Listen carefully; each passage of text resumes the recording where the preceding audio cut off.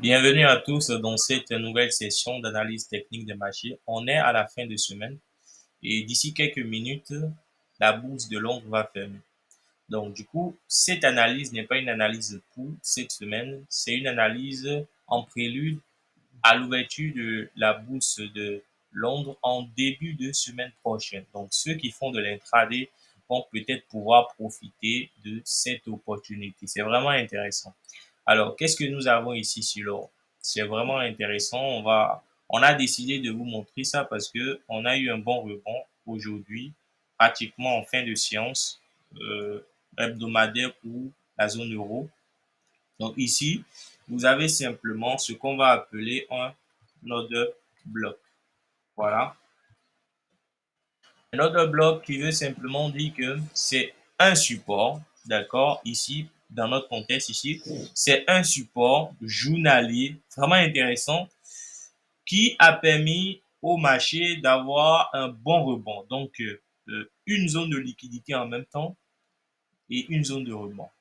Et là, on en a eu pour pas mal de pips. Ceux qui font le scalping, je pense qu'ils sont en train de prendre près de 200 pips. Et c'est super intéressant si vous avez pu profiter de cette petite hausse-là. En scalping, c'est beaucoup déjà. Alors, moi, ici, on va ensemble, là, on va essayer d'analyser un peu plus en profondeur, voir les possibilités et les prévisions qu'on pourrait avoir pour le début de la semaine prochaine. Alors, si vous êtes là pour la première fois sur notre chaîne YouTube, je vous prie vivement de vous abonner pour ne surtout pas rater nos prochaines vidéos d'analyse technique qu'on va vraiment prendre le plaisir de faire et surtout activer la cloche de notification en bas à votre droite pour ne pas louper les vidéos.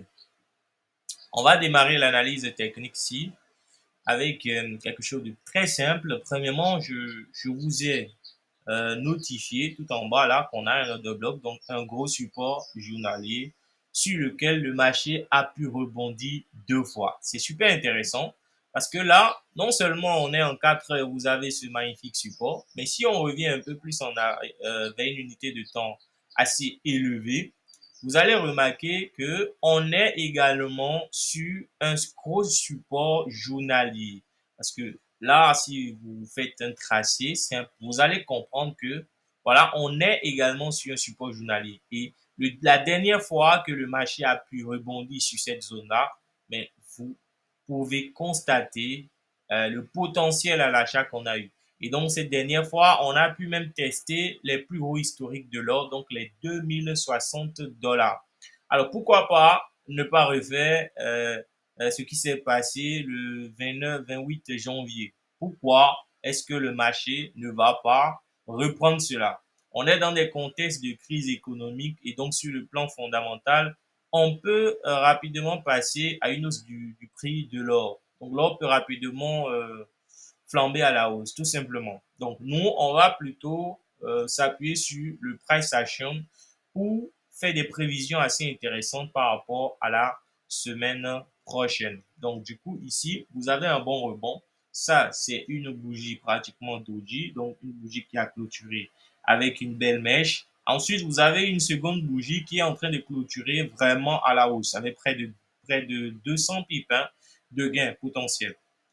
Donc ça, c'est une belle opportunité pour nous. Vous avez ça qui n'est rien d'autre qu'une belle opportunité. Et ça, c'est vraiment intéressant parce que nous, on va pouvoir prendre position en début, à la clôture, pardon, de cette bougie de 4 heures. Ça va être intéressant de prendre position là et du coup de placer votre stop sous les derniers bas et nous aurons plusieurs objectifs dans ce cas. Alors, le dernier row, c'est ici, bien sûr. On va essayer de tracer le dernier row.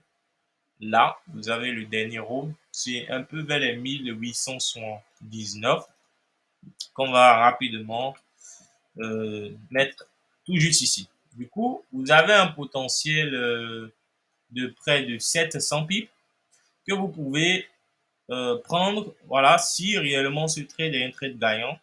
Donc, pour la semaine prochaine, vous pouvez en profiter, tout simplement. Alors, après ça, il faut remarquer qu'on aura plusieurs cibles. Déjà ici, vous avez une première cible, là, environ vers les 1835, 35, voilà, 1835. Après, vous avez une seconde cible totalement un peu en haut, là.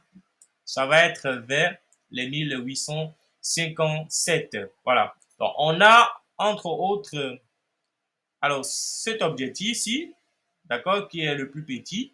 Après, vous avez un objectif assez moyen, mais qui dépasse pratiquement les 50% donc, du trade normal qu'on est en train de prévoir. D'accord? Donc, surtout, ne ratez pas cette belle opportunité. Ça peut être une belle opportunité de rebond pour ceux qui vont plutôt profiter d'une reprise de la hausse à partir peut-être de cette de ce, de ce nouveau point.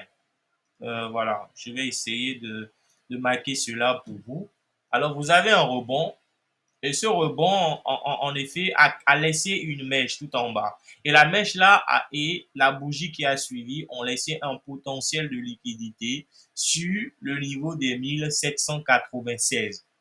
Et en réalité, cela peut constituer une belle entrée à l'achat pour les investisseurs. Donc, du coup, en début de semaine prochaine, on pourrait revenir chercher ce support et aller chercher beaucoup plus loin les objectifs que nous vous avons énumérés entre-temps. Alors, voilà un peu la prévision par rapport à l'or pour le début de la semaine prochaine. On va essayer d'améliorer un peu le setup. Donc, du coup, vous pouvez avoir ici un TP1, donc T-Profit 1, tout simplement. On va mettre en 10, voilà. On va cloner. On a un deuxième TP ici, voilà. Un TP2.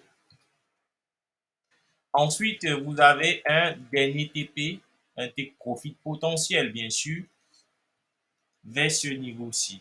Donc, TP3, tout simplement. Voilà, donc ce sont les prévisions. Et du coup, ici, on peut faire remarquer rapidement, en fait, un mouvement institutionnel qui a eu lieu récemment sur la zone. Donc, notre TP3 est donc un peu confondu à une zone de liquidité extraordinaire par les banques. Donc, on va appeler une institutional move that capture the liquidity. Voilà, pour dire que c'est un mouvement institutionnel précédent du marché qui a permis à bon nombre d'investisseurs de capturer des liquidités.